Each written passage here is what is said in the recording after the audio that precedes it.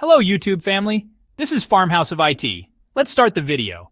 How can a piece of glass know you're touching it? What kind of black magic is this? Like, at one point, your phone screen was literally just sand. And using science and technology, that sand became this. Yes, actually, let me show you how. Step 1. Get some glass. First, melt some high-purity silica sand and pour it into a mold sort of thing. Boom, glass. But that glass breaks really easily, not good. So we Gorilla Glass give that glass a chemical manicure and make it very strong. We call this Gorilla Glass. Step 2. The touch. There are two kinds of touch screens, the one your phone uses and the annoying kiosk at McDonald's. First, let's talk about the McDonald's kiosk. This one has two layers, usually being plastic on top and glass behind it. Both pieces are slathered in a conductive material. That means when they touch, it makes electricity. So if you put one just a little bit in front of the other and attach them to something, you get a touch screen. But wait, it knows it's being touched, but how does it know where it's being touched? Well, you remember that slathering from earlier. It's actually a very precise slathering, where we lather in a grid pattern. So if you touch right here, it will send electricity to the processor like this, and the processor can match up with what's on the screen and register if it does anything. Pretty cool, except it sucks. You have to put an annoying amount of pressure for it to work, and it's not reliable. But it's more durable and lasts longer, which is why big companies like McDonald's use it so they don't have to maintain it as much. The other kind is what your phone, laptop, and pretty much any personal device almost always uses. This one has 4 layers.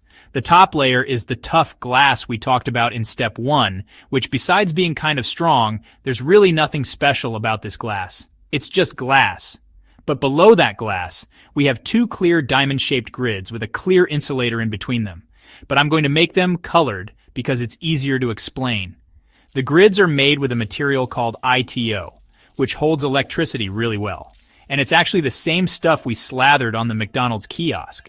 But this time it's just on its own, under some glass. If we zoom in on the bottom grid, we'll see a ton of little electrons just chilling. They do this because there's an insulator in between the 2 grids. So the electrons are kind of stuck. They really have no choice but to chill. And because these electrons aren't moving, they generate a negative electric field, which causes the top layer to store a ton of positive charges. This, my young Padawan learners, is what we call a capacitor. It builds an electric field, and it's used in a ton of stuff.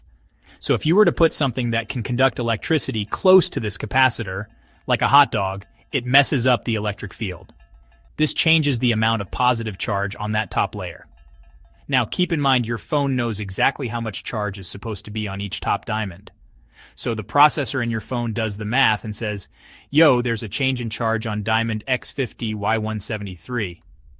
Then the chip in your phone will look at what's displayed on X50Y173, and if clicking there is supposed to do something, meaning if you tap right here, nothing happens, but if you tap right there, your phone matches it up with what's on the screen and subscribes to this.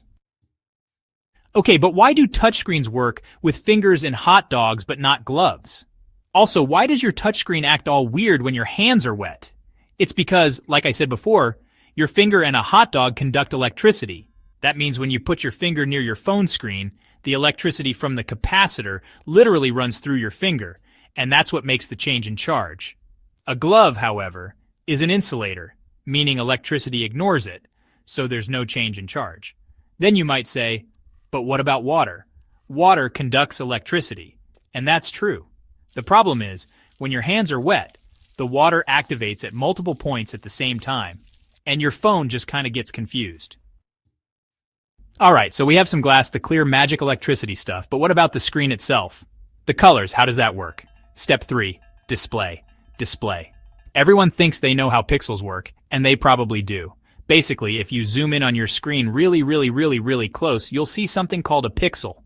Each pixel is made up of 3 baby pixels that are either red, green, or blue. On top of each baby pixel is a dimmer.